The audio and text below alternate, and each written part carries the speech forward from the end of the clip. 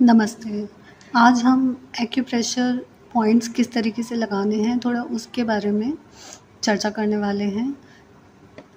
उसके लिए सबसे ज़्यादा ज़रूरी है कि हम अपने हाथों को बड़े ध्यान से देखें और फ़ील करें।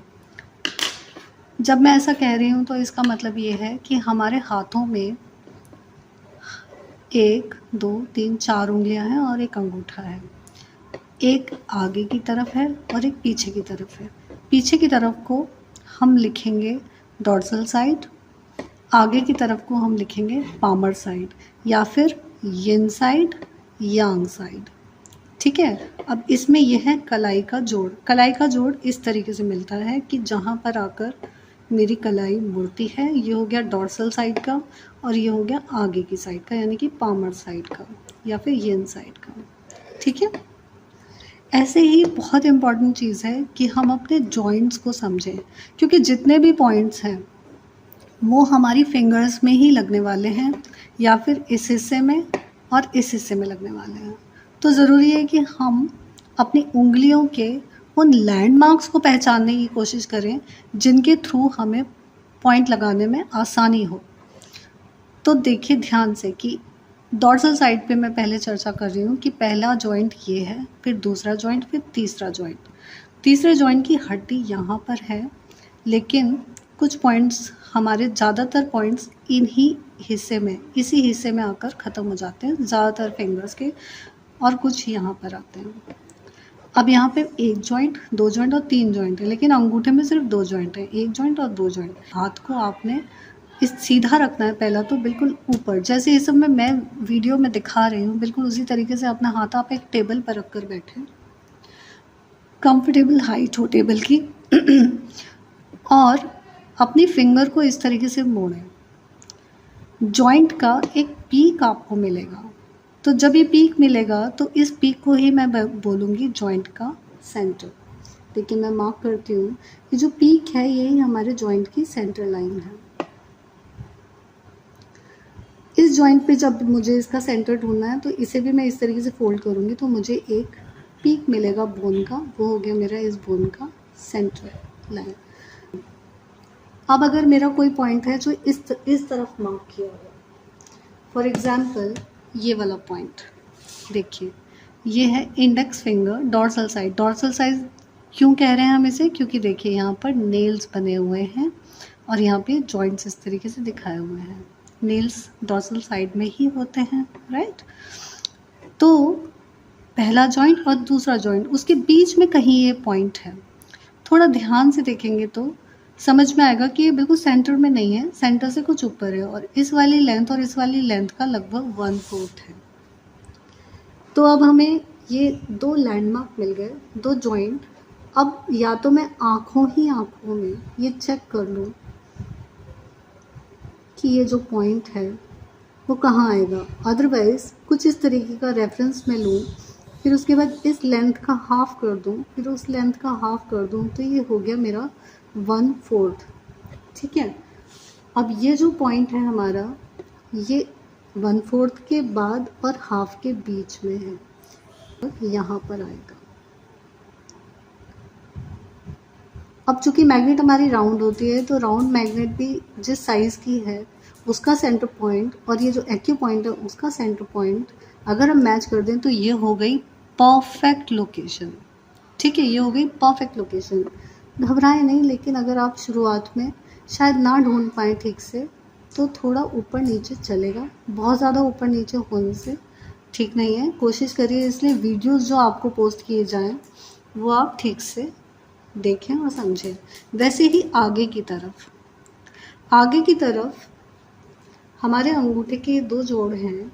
ज़्यादातर लोग इसे भी एक जोड़ की तरह कंसिडर करते हैं, ये जॉइंट नहीं है, ये मसल हमारी यहाँ पे टर्न होती है तो ये उसका एक मार्क रहता है। जॉइंट तो यही है, एक जॉइंट और ये दूसरा जॉइंट। वैसे ही यहाँ पे भी मसल फोल्ड का मार्क है, तो जॉइंट का सेंटर हम यहाँ लेंगे। यहाँ पे कोई मसल फोल्ड नहीं होता है, तो ये यहाँ सेंटर और सेंटर। इस तरीके से हम अपने सारे पॉइंट आस पास ढूंढेंगे। दूसरी इम्पॉर्टेंट चीज़ है, चाहे डॉर्सल साइड की हो या पामर साइड की, हमारी फिंगर्स को जब हम पॉइंट लगाएंगे तो इस तरीके से हमें रखना है। उसका फ़ायदा क्या है मैं आपको बताती हूँ। या तो पॉइंट्स सेंटर लाइन के अलाइन होंगे, सेंटर लाइन मतलब फिंगर को वर्टिकली इस तरीके से हमने डिवाइड किया बिल्कुल बीचों बीच से, या फिर साइड की लाइन पे लगे हुए होंगे, या फिर लेफ़्ट साइड और राइट साइड दोनों तरफ अगर लाइन है तो वहाँ पर पॉइंट यहीं पर आएंगे। सपोज़ ये एग्जांपल के तौर पे मैं आपको दिखाती हूँ बना के, अगर मेरी मैग्नेट हो या कलर हो तो इस तरीके से दिखेगा, और बीच में अगर हुआ तो कुछ इस तरीके से। इसका मतलब ये है कि जब आप मैग्नेट लगाएंगे तो वो आपको सामने से दिखनी चाहिए, लेकिन कुछ पॉइंट थोड़े से इधर या उधर होते हैं, यानी कि ये जो 3 लाइन हमने ड्रॉ करी हैं वर्टिकली डिवाइड करते हुए फिंगर को, तो कुछ पॉइंट इसके इधर भी हो सकते हैं, कुछ इसके इधर भी हो सकते हैं, ठीक है। नेल के आसपास के पॉइंट में देखना ये है कि यहाँ पर नेल हमारा टर्न होता है, ये जो हमारा टर्न हो रहा है नेल, वहाँ से हमें लेंथ लेनी है। जो ऊपर का फैलेंज है हमारा, इसे हम फैलेंज कहते हैं, जो 3 हमारी फिंगर्स के जॉइंट्स के बीच का हिस्सा है उसे हम फैलेंज कह रहे हैं। तो अगर मैं इसे वर्टिकली इस तरीके से मोड़ूँ या फिर अपनी फिंगर को इस तरीके से रखूँ तो मुझे लेंथ मिलती है, जो वो मुझे यहाँ से कंसीडर करें, ठीक है, इस तरीके से। लेकिन कुछ कुछ पॉइंट्स इस लाइन के परे भी हैं, वो आपको अलग से दिख जाएगा, वो ऊपर की तरफ लगा हुआ होगा, यहाँ सामने की तरफ से नहीं दिखेगा जब भी आप मैग्नेट को देखेंगे, राइट।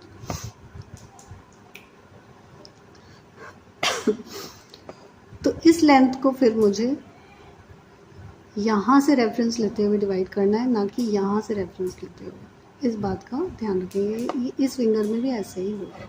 ज़्यादातर पॉइंट्स हमारे इन्हीं 2 फिंगर्स में रहते हैं, और थंब में, पाम में, और पीछे बैक ऑफ द हैंड। ऐसे ही इस हाथ में भी ज़्यादातर पॉइंट्स इन 2 फिंगर में हैं। किसी किसी के प्रोटोकॉल में इस फिंगर का या इस फिंगर का यूज़ भी किया है, तो वो स्पेसिफिक ट्रीटमेंट का हिस्सा होते हैं, ठीक है। आई होप ये चीज़ आपको क्लियर हुई होगी। तो हम अपने हाथ को बड़े ही ध्यान से देखें और हर जॉइंट को फील करें, तो हमें पॉइंट्स ढूंढने में बहुत आसानी रहेगी। अच्छा, पाम के जो पॉइंट हैं उसको हम अलग से डिस्कस करेंगे, लेकिन ध्यान रखिएगा कि जो रिस्ट जॉइंट है उसके अराउंड हमें ये ढूंढने हैं, तो हमें ये रिस्ट लाइन को कंसिडर करना पड़ेगा। रिस्ट लाइन ऐसे मिलेगी कि अगर मैं अपनी फिंगर यहाँ रख दूँ, यहाँ से आगे नहीं बढ़ेगी, देखिए लॉक हो गई। मैंने अपनी एक फिंगर यहाँ रखी है और एक यहाँ रखी है, और मैं आगे बढ़ाऊँ तो ये लॉक हो गई, और यही वो जॉइंट है जिससे मेरी मेरा हाथ आगे और पीछे रोटेट मैं कर सकती हूँ। तो this is the same joint, ठीक है। तो ये हो गई मेरी रिस्ट जॉइंट की लाइन। और ऐसे ही पीछे की तरफ मैंने अपनी फिंगर यहाँ फंसा दी, और इस तरीके से मैं अपनी फिंगर को अगर रखूँ तो मेरा हाथ इसी जॉइंट के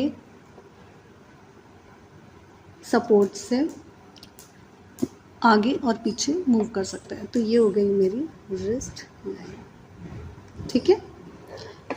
वैसे ही अंगूठे के अगर पॉइंट हम देख रहे हैं तो मुझे एक स्ट्रेट लाइन यहाँ से लेनी है और उसे ही कंसीडर करना है। इस मस्कुलर एरिया को मुझे कंसीडर नहीं करना है। इसका भी मुझे ये थोड़ा सा हाथ उठा के, देखिए ज़्यादा हाथ इस तरीके से करेंगे ना तो देखिए ये जो स्किन है वो मूव कर जाएगी और आपका पॉइंट गलत जगह पे लग जाएगा। इसलिए बहुत हाथ को फोल्ड नहीं करना है, बिल्कुल हल्का सा, कि मुझे अपनी बोन का पीक मिल जाए और मुझे एग्जैक्ट जॉइंट का जो सेंटर पॉइंट है वो मिल जाए। ऐसे ही यहाँ पर भी करना है, और बिल्कुल सेंटर लाइन यहाँ से इस तरीके से ड्रॉ कर लेनी है। इसी के इर्द गिर्द मुझे पॉइंट मिलेंगे। दूसरी लाइन यूजुअली इसके पैरेलल रहती है, तो उसके कुछ पॉइंट्स आपको यहाँ मिल जाएंगे, और कुछ पॉइंट्स अलग अलग तरीके से बने हुए होते हैं, क्योंकि बहुत सारे थंब में तो हमारे मतलब ब्रेन में सारा नर्व्स का सेंटर है। इसलिए थंब के एरिया में सबसे ज़्यादा पॉइंट है। ठीक है, तो इसमें आप कंफ्यूज नहीं होइएगा। आपको जब पॉइंट्स के स्पेसिफिक पॉइंट्स बताए जाएंगे, उनकी लोकेशंस जब बताई जाएंगी, उनके सेपरेट वीडियोस रहेंगे सिंगल सिंगल पॉइंट के, तो आप कंफ्यूज बिल्कुल नहीं होइएगा। 2-3 बार देखेंगे आपको इजीली क्लियर हो जाएगा। तो बड़े ध्यान से वीडियो को देखिएगा।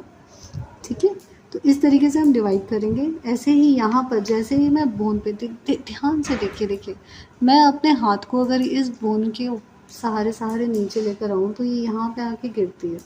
मुझे बोन के बिल्कुल ऊपर हाथ रखना है, इधर नहीं रखना है, इधर नहीं रखना है, बिल्कुल बोन के ऊपर हाथ रखना है। तो यहाँ आके गिरती है, तो यहाँ मुझे एक डिप्रेशन मिलता है। It's a natural depression. तो ये मेरा एक रेफरेंस पॉइंट है। तो यहाँ की जो लाइन है थंब की, वो इस लेंथ पे आके रुकती है। ये मेरा रेफरेंस पॉइंट हो गया। ये हो गया मेरा दूसरा रेफरेंस पॉइंट। ऐसे ही यहाँ पर इन दोनों फिंगर्स से जब मैं नीचे आती हूँ, फर्स्ट सेकंड, ये बीच की दोनों फिंगर्स के जब मैं नीचे आती हूँ, तो यहाँ पर आकर मुझे हाथ देखिए, हाथ बिल्कुल सीधा रखिए, नहीं तो टेढ़ा जाएगा। एकदम सीधा रखना है हाथ। इस तरीके से नीचे आती हूँ तो मुझे यहाँ पर एक डिप्रेशन मिलता है। ये डिप्रेशन मेरा हो गया दूसरा रेफरेंस पॉइंट। तो यहाँ से इन दोनों के बिल्कुल बीचों बीच अगर मैं एक सीधी लाइन खींच दूँ तो ये जहाँ आकर गिरेगी वो हो गया मेरा रेफरेंस लाइन। तो आपको जो पॉइंट मिलेंगे इस लाइन पे मिलेंगे या फिर इसके बराबर में। यहाँ पे एक बोन है, देखिए अपने हाथ को फील कीजिए। यहाँ पर एक डिप्रेशन है, जैसे कोई चैनल हो, कोई नाली सी बनी हुई हो। ये बिल्कुल हमारे शरीर को रिप्रेजेंट करता है हमारा हाथ। ठीक है, ये पूरा का पूरा शरीर इस हाथ में ही समाया हुआ है। इसीलिए एक्यूप्रेशर को क्या कहा है हमने? Self treatment through self. Okay, अपना उपचार अपने हाथ, और अपने हाथ हमेशा अपने साथ। तो ये ट्रीटमेंट करने के लिए आप कहीं इधर उधर कुछ समझने की ज़रूरत नहीं है। बस थोड़ा सा पॉइंट की लोकेशन अगर हमने ठीक से लगा लिया तो आप एक्यू पॉइंट्स के इफ़ेक्ट्स को बहुत अच्छे से फील कर पाएंगे, एनर्जी के मूवमेंट को फील कर पाएंगे। ठीक है, ये हो गई एक रेफरेंस लाइन। तो हमने क्या देखा कि हमें बोन के अराउंड दूसरे पॉइंट मिलेंगे। तो जो दूसरे पॉइंट्स हैं बिल्कुल बोन के अराउंड चलेंगे। ये हो गई दूसरी रेफरेंस लाइन। फिर उसके बाद आती है तीसरी रेफरेंस लाइन। ठीक है, ये इस तरीके से हमारे पॉइंट मिलेंगे और इन्हीं के नज़दीक नज़दीक हमें सारे पॉइंट्स मिल जाएंगे। ये देखिए इस तरीके से। ठीक है, बिल्कुल वैसे ही आपको पॉइंट इस हाथ में भी लगाने हैं। ठीक है, दोनों पॉइंट्स बाइलेटरल लगेंगे, यानी कि लेफ्ट साइड में भी और राइट साइड में भी। ध्यान इस चीज़ का रखना है कि पॉइंट किस तरफ मार्क किया गया है। यानी कि अगर उसमें रेफरेंस आपको 2 लेने हैं, थंब का रेफरेंस और लिटिल फिंगर का रेफरेंस, पामर साइड का है या डॉर्सल साइड का। जब थंब की तरफ के रेफरेंस होंगे तो इसका मतलब इस तरफ के पॉइंट्स हैं, तो यहाँ पर भी वो थंब की तरफ ही लगेंगे। आपको तो दोनों ही हाथों की ड्राइंग्स मिलेंगे, चार्ट्स मिलेंगे, ताकि आप बहुत ही आसानी से ये पॉइंट्स लगा सकें। ठीक है, तो अब आपको स्पेसिफिक पॉइंट्स हम डिस्कस करना स्टार्ट करते हैं। Stay tuned. Thank you so much.